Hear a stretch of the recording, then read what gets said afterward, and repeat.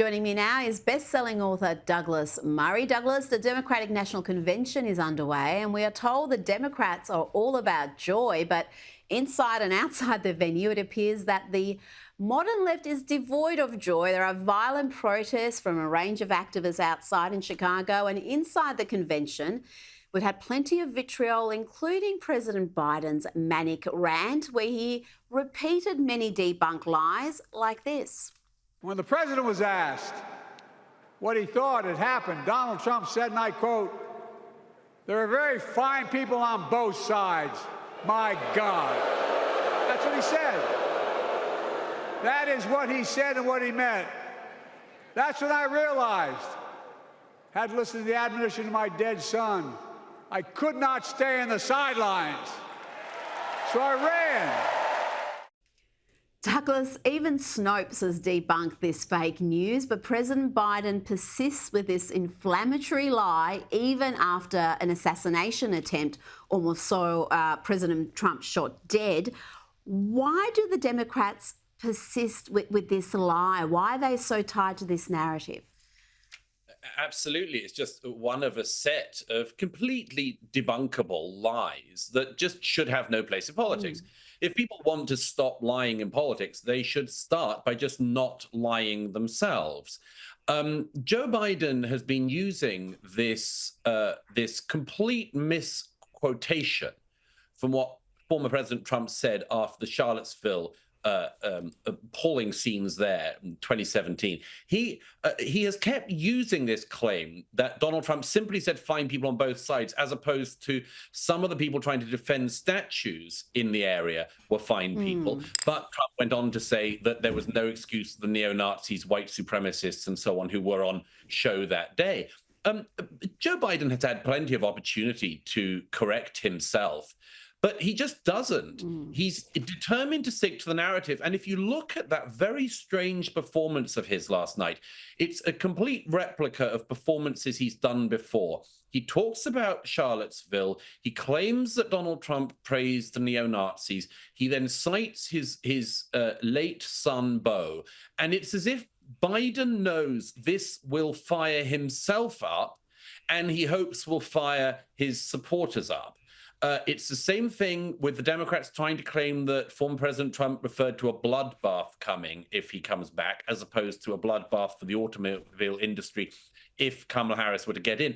But, you know, as I say, if people actually care about lying in politics, just don't lie. And these are just straight out, completely verifiable lies that Biden is telling about the person who was his opponent. And I think it's just appalling. And if Trump was doing this, people would call it out. I see no reason why they shouldn't do it if Biden is. Especially if it had been an assassination attempt against President Biden, and you still put forward these really ugly, inflammatory lies. Now, President Biden was also angry about the Israel-Hamas war. He wants a permanent ceasefire, and he thinks that the anti-Israeli protesters outside the venue have a point. Biden, let's have a listen to what he said about these protests. And finally deliver a ceasefire and end this war. Those protesters out in the street, they have a point. Douglas, your reaction to that, and looking forward, what sort of foreign policy can we expect from a Harris-Walz administration?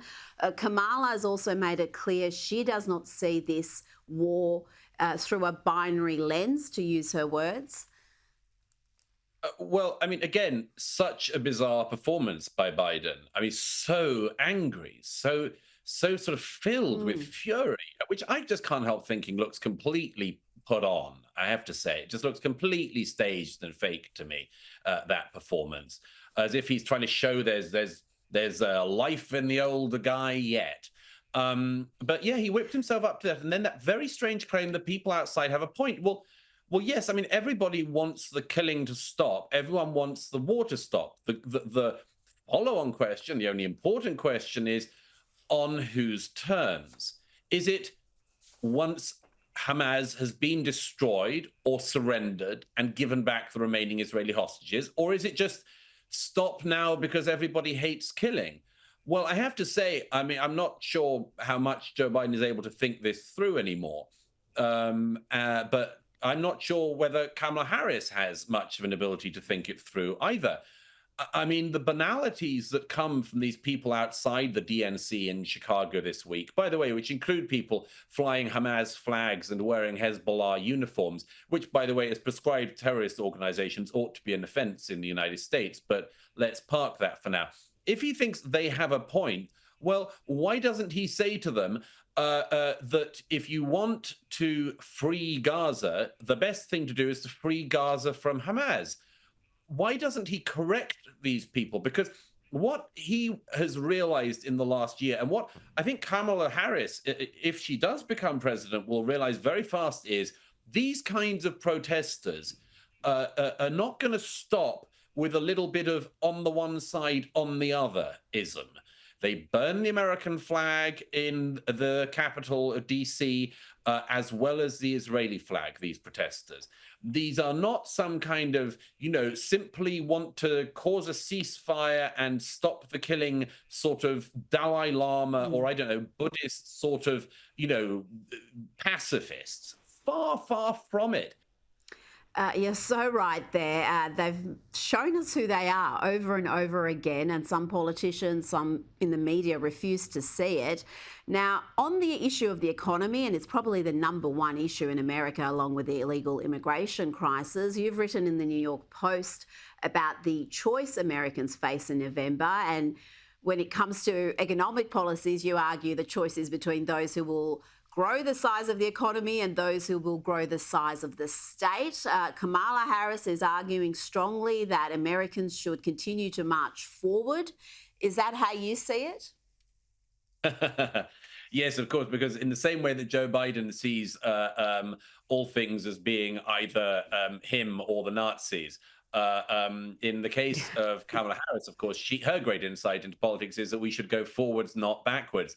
And actually, as I mentioned in that piece in the New York Post, when it comes to the economy, going backwards a bit wouldn't be such a bad thing. The economy between 2016 2020 did far better, and that's until the COVID disaster. Did far better, certainly, than the Harris-Biden administration has managed economically in the 4 years since. And you simply need to look at any of the figures, whether it's median household income, whether it's things like the rise in median household income for Black Americans, by the way, which was better under Trump than under Obama, as well as much better than it has been under Trump-Harris. If you look at just things like inflation, which is, causing just devastation to Americans paying their bills each month, or you go to something like the attainability of getting on the household ladder. First-time home ownership is tougher now than it's been in America at any point since 1984. And so when Kamala Harris says, we need to go forwards into this great world, which, by the way, I've been the second most important person in for the last 4 years, but give me a chance for another 4 years because that's where it'll really improve. I think people just need to look at the figures. The figures in the economy under Biden-Harris have been really pretty woeful. And Harris should certainly come up with a better plan than let's go forwards if she's going to persuade the electorate in November.